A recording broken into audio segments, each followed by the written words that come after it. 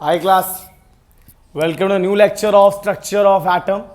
बच्चों, आज आप सभी के साथ एक बड़ा ही इंपॉर्टेंट डिस्कशन होने वाला है। It's a Planck's quantum theory. बच्चों, लास्ट लेक्चर्स में आप सभी को इलेक्ट्रोमैग्नेटिक वेव थ्योरी बताया गया था। आज मैं आप सभी को प्लैंक्स क्वांटम थ्योरी बता रहा हूं।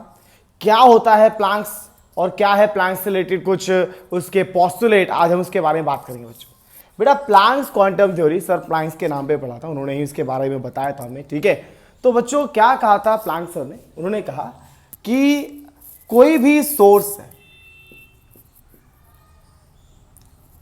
सोर्स ऑफ एनर्जी है, ठीक है, तो किसी भी सोर्स से जब लाइट एमिट होता है तो वो कंटिन्यूअसली नहीं होता है, जबकि वो डिसकंटिन्यूअसली होता है in the form of small packets of energy, and that packet is called photon in case of light।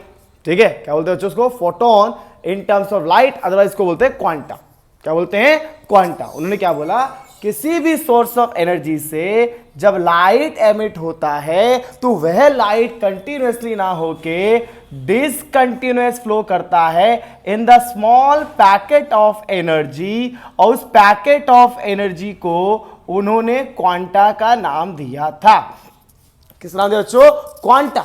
इसी को फोटोन भी कहा जाता है अगर यहां से कौन सा एनर्जी निकल रहा हो? लाइट निकल रहा हो। Light is a form of energy ना। अगर लाइट निकल रहा हो तो उसका नाम क्वांटा ना देके फोटोन दिया जाता है। तो पहला पॉइंट क्या है उनका कि किसी भी सोर्स से, किसी सोर्स ऑफ एनर्जी से, चाहे वो सन हो, चाहे वो जो हीटेड रॉड हो, चाहे वो बल्ब हो, किसी भी चीज से जब लाइट एमिट होता है तो वह लगातार नहीं होता, जैसे कि इलेक्ट्रोमैग्नेटिक वेव थ्योरी ने कहा था। इन्होंने कहा वो डिसकंटिन्यूअसली होता है, छोटे छोटे पैकेट्स की फॉर्म में होता है, उस पैकेट्स का नाम क्वांटा होता है। और अगर उस सोर्स से लाइट निकल रहा है तो उसका नाम फोटोन होता है। ठीक है, तो प्लैंक सर से पूछा गया, ठीक है सर, आपने बोला कि छोटे छोटे पैकेट्स हैं, मान लिया हमने कि छोटे छोटे पैकेट्स हैं, इन सब पैकेट्स में एनर्जी है। सर कितनी एनर्जी है? आपने कह तो दिया कि इनमें छोटे छोटे पैकेट्स की फॉर्म में निकलते हैं डिसकंटिन्यूअसली।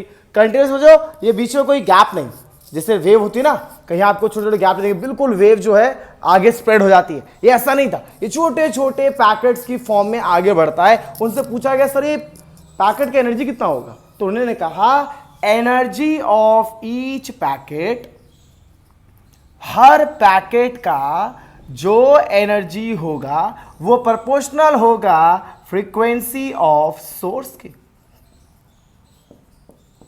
फ्रीक्वेंसी ऑफ सोर्स की। सोर्स यहां से जितनी फ्रीक्वेंसी से वो लाइट निकलेगा, वो एनर्जी निकलेगा, वो उस पर डिपेंड करेगा। मतलब जो एनर्जी है बच्चों, वो एनर्जी हर पैकेट का इसकी फ्रीक्वेंसी पे डिपेंड करेगा। और जैसे इस प्रोपोर्शनल को हटाया गया तो H आया, जिस H को हम लोग प्लैंक्स कांस्टेंट कहते हैं, जिसका वैल्यू 6.626 इंटू 10⁻⁻34 यूनिट निकाला मेगा से बच्चों को आना चाहिए। एनर्जी होता है जूल, फ्रीक्वेंसी का पर सेकेंड, इसको ले आओगे तो ये हो जाएगा जूल सेकेंड। ठीक है, तो बच्चों उन्होंने कहा हर पैकेट का एनर्जी उसका हम निकाल सकते हैं वो h न्यू के बराबर। किस बच्चों? h न्यू के बराबर, जहां h है प्लैंक्स कांस्टेंट। और आपने एएम वेव थ्योरी में पढ़ा था frequency can be write as c/λ, तो ऐसे भी लिख सकते हैं आप लोग। ये तो एक पैकेट हुआ, पर क्या सर एक ही पैकेट निकल रहा है क्या?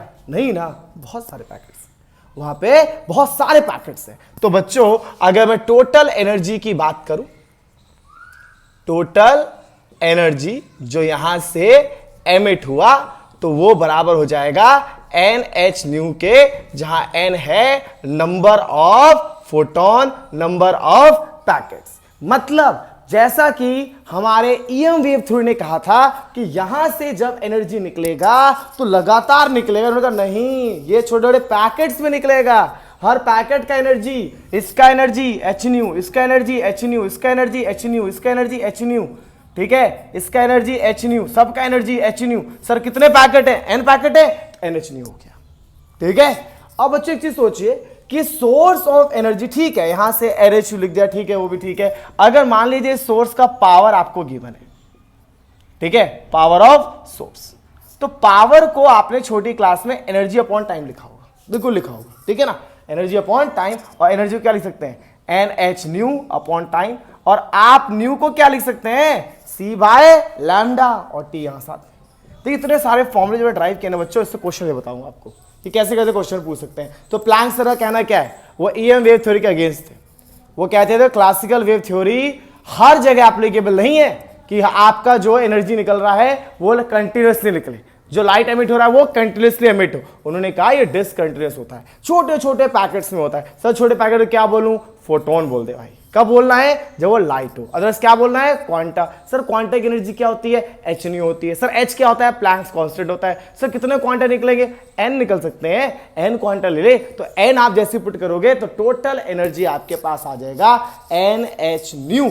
और अगर आपके उसका पावर गिवन है तो उससे रिलेटेड इस तरीके के फॉर्मूलेस आपके पास डेवलप होते हैं। अब मैं आपके सामने एनसीईआरटी के जितने क्वेश्चंस हैं, कुछ पैटर्न्स आपको बता रहा हूं और कुछ मैं आपको दूंगा करने के लिए, जो आप मुझे कमेंट सेक्शन में आंसर्स बता सकते हैं। ठीक है, देखिए बच्चों, 2 क्वेश्चन मैंने ऑलरेडी यहां पर लिखे हुए हैं और 2 क्वेश्चन आपके लिए होमवर्क। ठीक है, समझा रहा हूं मैं, और 2 क्वेश्चन जरूर आप करेंगे बच्चों इस लेक्चर के एंड होने के बाद।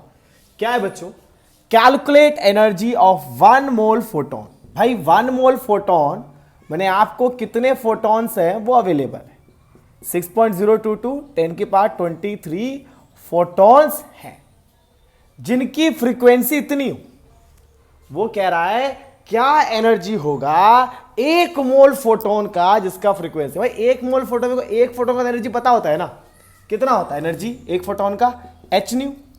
एन फोटोन है तो एन लगा दो भाई, एन का वैल्यू 6.022 10 की पावर 23, एच अपने को पता होता है 6.626 10 की पावर -34, फ्रीक्वेंसी गिवन है। पूरा सॉल्व कर देंगे, आपका आंसर जूल के टर्म में एनर्जी आपको मिल जाएगा। अब यहां देखिए बच्चों क्या कह रहा है, 100 वॉट का बल्ब है, ये रहा बल्ब, 100 वॉट का सोर्स ऑफ एनर्जी आपके पास। ठीक है, 100 वॉट का बल्ब है, यहां से लाइट निकल रहा है 400 नैनोमीटर। नैनो माने 10 की पावर -9, नैनो और 9 एक ही जैसा आ जाता है, नहीं, nanometre. Calculate the number of photon, यहां दे रखा था फोटोन, यहां पूछ रहा है फोटोन, कितना फोटोन एमिट होगा पर सेकंड, 1 सेकंड में। ठीक है, तो बच्चों मैंने आप सभी को एक फॉर्मूला लिखवाया था, power is equals to n h c by lambda into t. देखिए क्या पावर है आपके पास, बिल्कुल है, आपको एन चाहिए ना, एन क्या आ जाएगा बच्चों, यहां लिख देता हूं मैं, एन क्या आ जाएगा, देखिए एन आ जाएगा, उसको वहां ले जाइए और इस सी को divide, power lambda T divide by H C, सब गिवन है। देखिए पावर कितना है हमारे पास 100 वॉट, लैम्डा कितना है 4 इंटू 10 की पावर -7 बच्चों, क्योंकि इसको मैं इसके साथ लेके चला गया। टाइम हो गया 1 सेकेंड, एच हमें पता होता है 6.626 10 की पावर -34, और सी का वैल्यू कितना होता है 3 इंटू 10 की पावर 8, है कि नहीं, आपको नंबर ऑफ फोटोन मिल जाएगा। ठीक है, तो बच्चों आपके पास 2 क्वेश्चन है करने के लिए, जो आप घर पे ट्राई कर सकते हैं। 2.10 और 2.11 ये एक्सरसाइज का है, और ये दोनों क्वेश्चन इन्हीं दोनों क्वेश्चन से बिल्कुल लिंक है। जैसे आप करें बच्चों, कमेंट सेक्शन में बताएं कि हाँ भाई आपका आंसर क्या आया है, आपने उस आंसर को मैच किया है या नहीं किया है। ठीक है, तो जरूर बताइएगा क्लास, ताकि मैं आपको अगले लेक्चर में फिर मिलूंगा तो मैं आपको बताऊंगा फोटो इलेक्ट्रिक इफेक्ट, जो इसी टॉपिक से लिंक है और उसके कुछ रिलेटेड न्यूमेरिकल्स।